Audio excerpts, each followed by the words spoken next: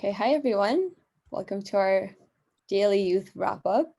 We're just going to go around and introduce ourselves and then get into our key takeaways. So Sakshi, if you want to start with the introduction. Yeah, sure. So just to introduce myself briefly, my name is Sakshi. I go by the pronouns she, her, and I'm currently enrolled in the Masters of Global Health program at McMaster University. Just before this, I graduated from my Bachelor's of Health Sciences, also at McMaster.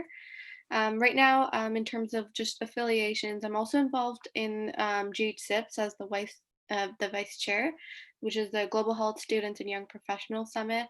We just had the 7th annual summit this last weekend. And I guess my key interests in global health are really surrounding refugee and immigrant health and knowledge translation primarily. And I'm actually currently also doing my thesis in immigrant health. And we can go next. Sounds good. So my name's Emma. I'm a second-year medical student at Dalhousie University. I'm very passionate about global health, specifically planetary health. So I've been very excited about the conference so far.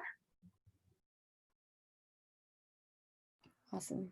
And my name is Christine. I go by the pronouns she and her. I recently graduated from McMaster's Masters of Global Health program, and previously I was at Brock, graduating from a Bachelor of Science in Medical Sciences, and my main interests include global burden of diseases, specifically, both communicable and non-communicable diseases, as well as refugee health, women and children's health, ethics, and evaluating different determinants of health, which we heard a lot about today in the sessions as well.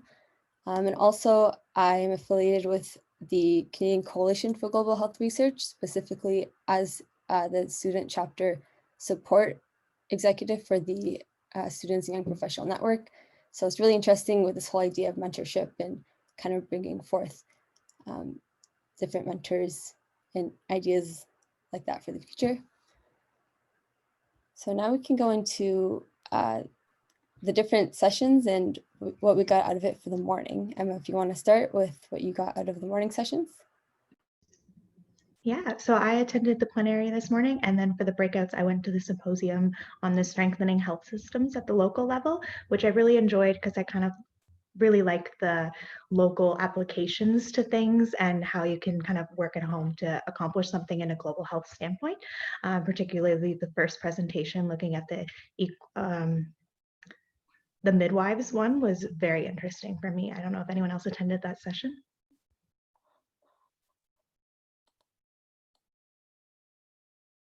So what was it surrounding? Because I wasn't able to attend that. So it kind of looked at how their involvement benefited their community and the different outcomes that came from that. And then they could extrapolate that to how it built resilience towards climate change outcomes, which was really interesting. Definitely watch the recording. For sure, thanks. I think that was ran by HealthBridge, I believe, which is interesting because I did an internship with them. And so it's really interesting hearing the end effects because I helped out with the knowledge translation aspect in terms of the advocacy with the ethnic minority midwives and formalizing them into the healthcare system. So it's interesting hearing kind of the end aspect and what would the end result of that into the future. And then I guess for my morning sessions, I attended the changing politics, then the moving to the future of health promotion. So the interview with Professor Kitchbush. I guess for the changing politics, the main takeaways, which was really interesting, besides hearing the aspects of climate change and of course everything that like the effects of climate change can lead into, such as the health effects, especially with the forest fires.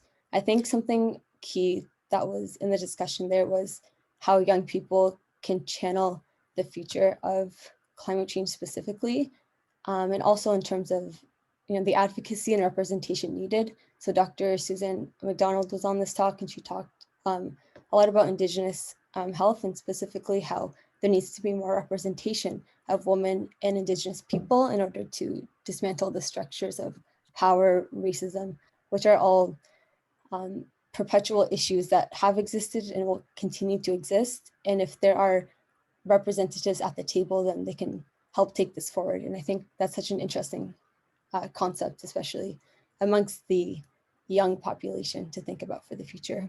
Mm-hmm. And then for the moving the future to health promotion, I found this particularly interesting, more interesting than I thought, because they talked a lot about the intersections with health promotion. So in terms of, including different parties into the conversation of health promotion, not only at the government level, but at the local level, and including, people of law, including different economic expertise as well, because a big part of health promotion is re-looking at the economics of what it would look like in the future. And the future is kind of this investment not only in economics but also digital.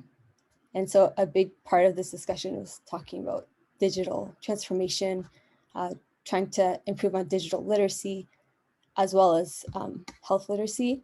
But something novel that I just heard about was commercial determinants of health, which we've all heard of, social, economic, and political determinants of health, but commercial determinants of health is kind of this new term which talks about the globalization, market, corporate political activities, the extensive supply chains, and these issues of accessibilities, which help, I guess, with the polarization of health inequities worldwide.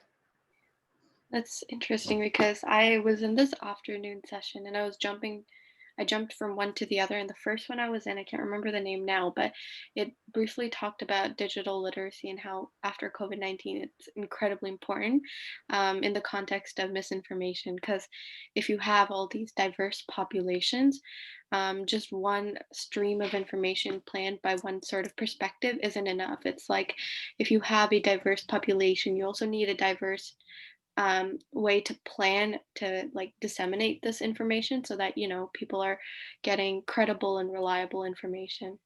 So I think digital literacy is definitely like a booming topic right now. Yeah, definitely, especially since before it wasn't, I mean, there's this whole digital transformation we're talking about, and everything's kind of moving to artificial intelligence and Yeah.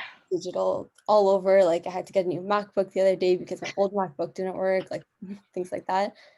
But especially in a pandemic where I was also in a session, in the afternoon session, and they were talking about this idea of legitimacy and how, people didn't really think of COVID-19 as an issue really, but then because of now we're looking back and we should have kind of taken preventative precautionary measures earlier on into the year so we could prevent kind of even the second wave from happening.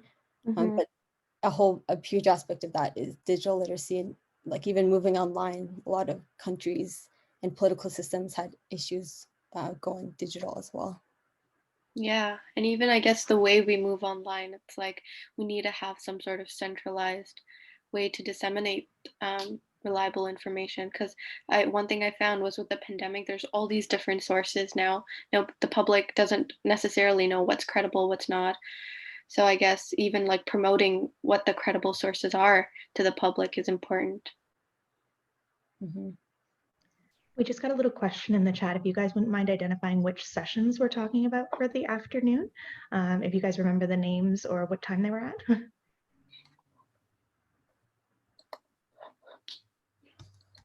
Sakshi, you can go first. So I jumped into two sessions. The first one, there was one session on the impact of COVID-19. The second one was the symposia, which was addressing adolescent sexual and reproductive health, but we haven't talked about that yet. So the one I was talking about was through the workshop. Mm-hmm. So specific one I was talking about was also the symposia addressing adolescent and sexual reproductive health, but we'll also go into that in a little bit. Yeah. I guess Like you can begin with. Okay, yeah. So that was actually a very interesting one too, because there were like so many different panelists. They were they all had like similar projects, but carried out in a very different way. So that symposia was on addressing adolescent sexual and reproductive health and rights in Africa and Middle East.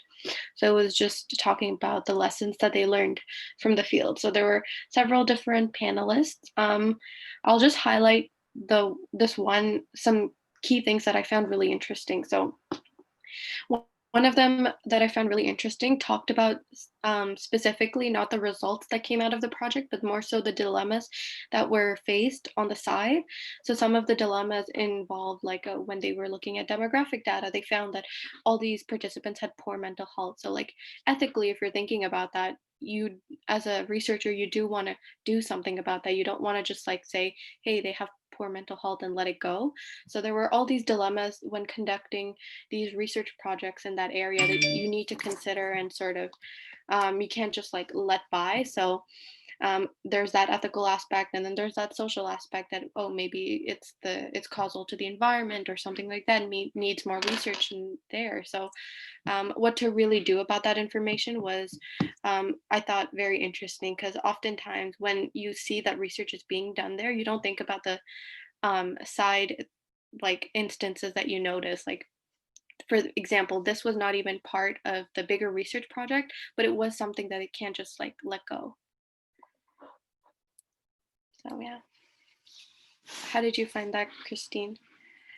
Yeah, I was going to say that's also something that I found was really interesting. I believe one of the studies were talking about like the different challenges that came about. I believe they're working with the refugee girl population, if I'm not mistaken. But yeah, it's all these challenges that came about that they wouldn't have known otherwise unless they conducted the study, or if COVID-19 didn't happen. There's all these challenges that are coming about at the different levels, locally. So specifically with sexual reproductive health, this is what the Aminar project, which was talking about the refugee girls in Lebanon. So with that, there's the different problems at the local, national, and global levels. The local specifically, sexual reproductive health is such a taboo topic in the area. And so that's a challenge, because especially when you need to include partnerships at the local level, it's kind of like you kind of have to get over this barrier, talk about the elephant in the room. But it's really a matter of awareness, I think, for the community, which is really important. And then at the national level, there's this, the speaker is talking about a rising anti-refugee population discourse occurring, and how that can serve as a barrier, because if you're trying to do research on this topic, but then there's this huge pushback, especially in Lebanon, it's really challenging. And then, as we know, the global pandemic has served other challenges with COVID-19 as well. But yeah, definitely the mental health was a huge aspect. Yeah. To consider. I think the refugee thing was a good point too. I remember they said that there was always that uncertainty with their research, or uncertainty whether it's being accepted, because they're doing research there, but they're not, that refugee aspect isn't being accepted in Lebanon. There was that whole political clash. Mm-hmm. And then I believe they also talked about different tensions and dilemmas occurring. So yeah, mental health was one. Then also lack of access to education, and also being able to adapt. So this idea of knowledge translation is very important for the community or the population you want to speak to. And so if 30% of the girls don't have access to education and have not received the education up to where they by standards are supposed to be, then the researchers have to be able to adapt their surveys or whatever they're using to speak to the community, to speak at their level. Mm-hmm. I think we have a question in the chat, or in the Q&A.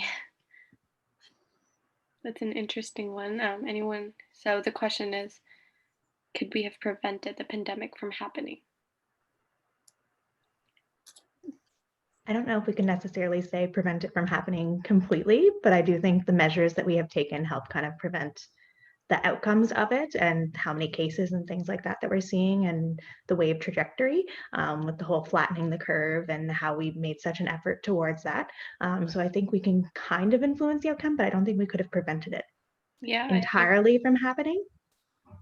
Yeah, I agree. I think we could learn from our ways and deal with it better. I remember reading a piece actually on how SARS was dealt with, and they used legacies from how communities dealt with that virus and utilized it to apply measures to COVID-19 to better our response. So not prevent, but better deal with, I guess.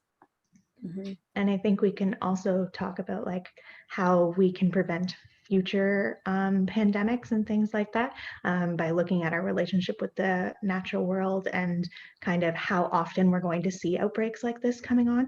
There's a lot of great articles that kind of connect the rising rates of like climate change and global expansion with increased rates of infectious diseases like this. So I definitely think we can affect that as well too. Yeah, I agree. It's definitely, it starts from the mind, and especially on the political level, because this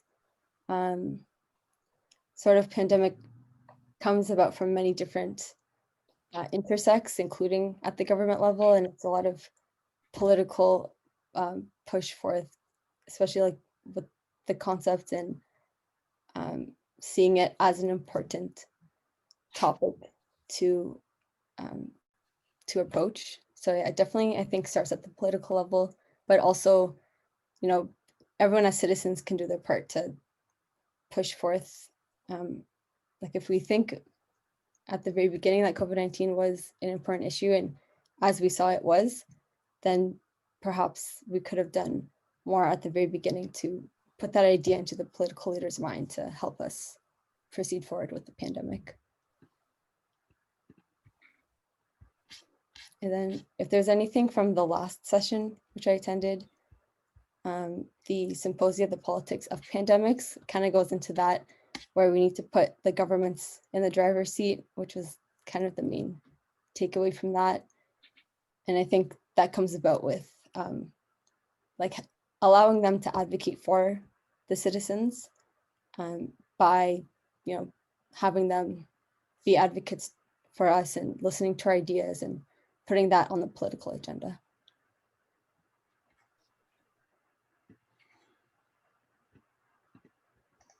I had to miss the afternoon sessions for a class this afternoon, so I'm definitely going to check out the ones that you guys recommended. I'm very thankful that there's going to be recordings of all of these posted on the agenda. Does anyone have any other final thoughts before we wrap up? We're going to end a little bit early today because the Canadian Women in Global Health session is going on at the same time, and I believe all of us want to attend that as well.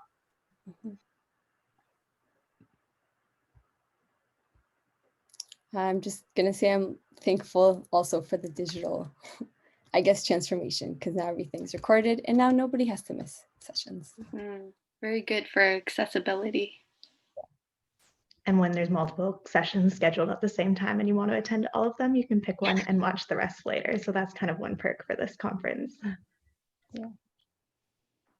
I guess like my main food of thought for me personally is just thinking of different ways that I can advocate myself as a young professional in terms of climate change. And then also just thinking of different ways that the pandemic can affect people in terms of accessibility to resources and resource allocation.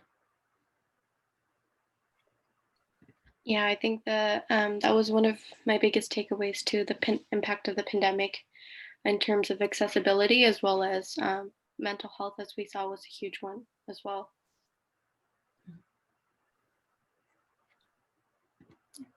Other than that, thank you guys for taking time out of your day to speak about the wrap up. If there's no other comments, I guess we can end it here. Enjoy the rest of the conference. Sounds good. Enjoy the rest of the conference. You too. See you guys at the next talk. Great, bye.